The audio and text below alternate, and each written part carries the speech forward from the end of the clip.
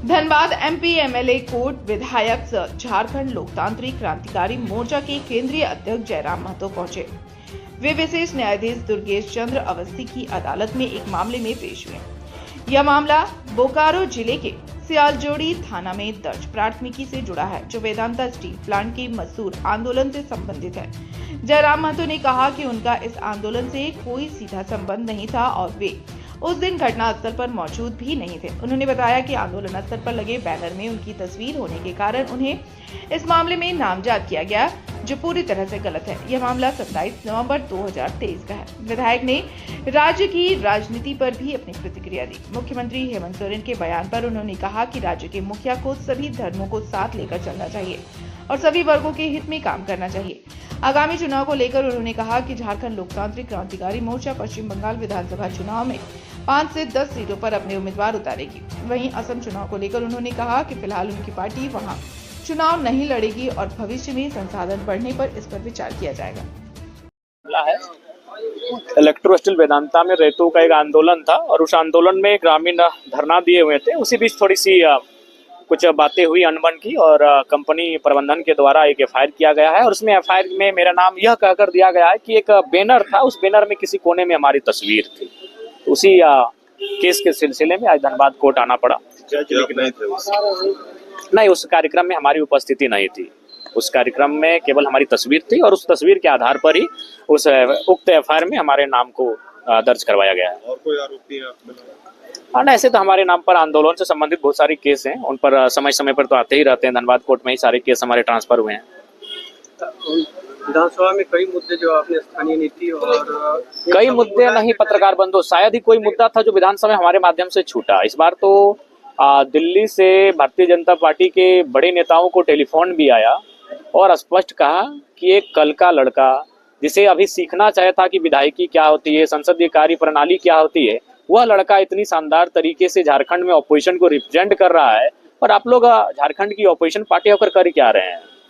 ये बातें चर्चा में पूरे रांची में चर्चा का विषय था कि भाई भारतीय जनता पार्टी कर क्या रही है और जयराम महतो क्या कर रहे हैं। देखिए, तो निसंदेह मैंने अपनी तरफ से इकलौता विधायक होने के बावजूद भी आज विधानसभा की सार्थकता को दर्शाया है कि विधानसभा में बात क्या होना चाहिए, विधानसभा में बहस क्या होना चाहिए। आज मैंने सार्थकता को दर्शाया है। नहीं तो आप देखे होंगे बाकी विधायक क्या भाषण देते हैं। एक भी अगर सत्ता पक्ष वाले आते हैं तो हेमंत जी और कल्पना जी के गुणगान में 15 मिनट खपा देते हैं और अगर भारतीय जनता पार्टी वाले आते हैं तो मोदी जी के नारों के साथ 15 मिनट खपा देते हैं। लेकिन जयराम महतो जब भी अपने समय में आता है तो सीधा शिक्षा की बात करता है, स्वास्थ्य की बात करता है, रोजगार की बात करता है, पानी की बात करता है, अच्छे सड़कों की बात करता है, बिजली की बात करता है, स्थानीय नीति की बात करता है, युवाओं के रोजगार की बात करता है। तो निसंदेह मुझे लगता है मैंने अपनी क्षमता से अच्छा इस बार परफॉर्मेंस किया है विधानसभा में। स्थानीय नीति क्या सरकार की? देखिए, स्थानीय नीति तो बनना ही चाहिए। अगर स्थानीय नीति नहीं होगा तो किसी राज्य का होने का, उस राज्य के एग्जिस्ट करने का क्या अर्थ रहेगा। विधानसभा सत्र के आखिरी दिन हेमंत सोरेन जो मुख्यमंत्री उनके द्वारा अभिभाषण दिया गया और हिंदू धर्म और नहीं, ये उचित नहीं। अगर देखिए, मेरा मानना है कि आस्था और अंधविश्वास हर एक धर्मों में, तो अगर उनको बात ही करनी थी तो सभी धर्मों को पे बात करना चाहिए था।